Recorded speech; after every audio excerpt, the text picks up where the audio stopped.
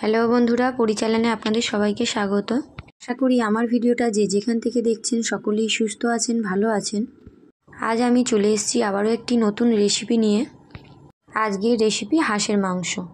বন্ধুরা, আপনাদের মধ্যে যদি হাঁসের মাংসের গন্ধের প্রবলেমের কারণে এই মাংস না খেয়ে থাকেন, তাহলে এই পদ্ধতিটি একবার ফলো করতে পারেন।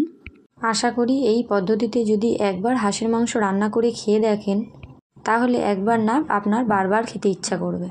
তাহলে চলুন এখন রান্নাটা শুরু করা যাক। বন্ধুরা, এখানে আমি নিয়ে নিয়েছি হাঁসের মাংস।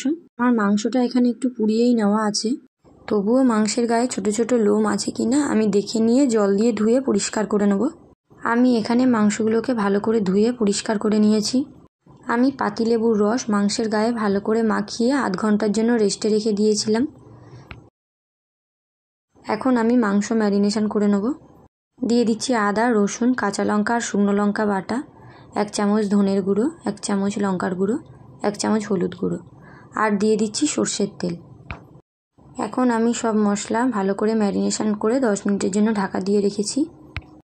এখন আমি কুকারে দিয়ে দিয়েছি সর্ষের তেল। তেল গরম হয়ে গেলে 1 চিমটি হলুদ আর কিছুটা চিনি দিয়ে আলুগুলোকে ভেজে নেব। আলুগুলো আমার একটু লাল লাল হয়ে গেলে আমি তুলে নেব। এখন আমি কুকারের মধ্যে ফোড়নের জন্য দিয়ে দিচ্ছি তেজপাতা, শুকনো লঙ্কা, গোটা গরম মশলা। আমি এখানে বেশি তেল ব্যবহার করব না বন্ধুরা, কারণ হাঁসের মাংস থেকে প্রচুর তেল বেরোয়। এখন দিয়ে দিলাম কুচানো পেঁয়াজ। পেঁয়াজটাকে আমি 1 চামচ নুন দিয়ে ভালো করে লাল করে ভেজে নেব। দেখুন বন্ধুরা, আমার পেঁয়াজে বাদামি রং চলে এসছে। এই পর্যায়ে আমি দিয়ে দিচ্ছি ম্যারিনেশন করে রাখা মাংস। এবারে আমি পেঁয়াজ ভাজার সাথে মাংসটাকে ভালো করে একটু মিশিয়ে নেব। দিয়ে দিলাম একটা টমেটো। এখন আমি হাঁসের মাংসটাকে ভালো করে কষিয়ে নেব যতক্ষণ না আমার তেল সাইড হতে শুরু করবে। এখন দিয়ে দিচ্ছি সানরাইসের মিট মশলা। দেখুন বন্ধুরা, এখানে আমার মাংসটা খুব ভালো করে কষানো হয়ে গেছে। এখন আমার মাংস থেকে তেল ছাড়তেও শুরু করেছে। এবারে আমি পরিমাণ মতন জল দিয়ে একটু নাড়াচাড়া করে নেব।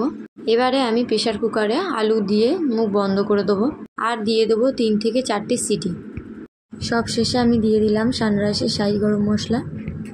আমার এই রেসিপিটি যদি আপনাদের ভালো লেগে থাকে তাহলে একটি লাইক করে কমেন্ট করবেন, আর এরকম আরও ভিডিও পেতে চ্যানেলটি সাবস্ক্রাইব করে পাশে থাকবেন। আজকের মতন এখানেই সমাপ্ত। আবার দেখা হচ্ছে নতুন কোনো রেসিপি নিয়ে।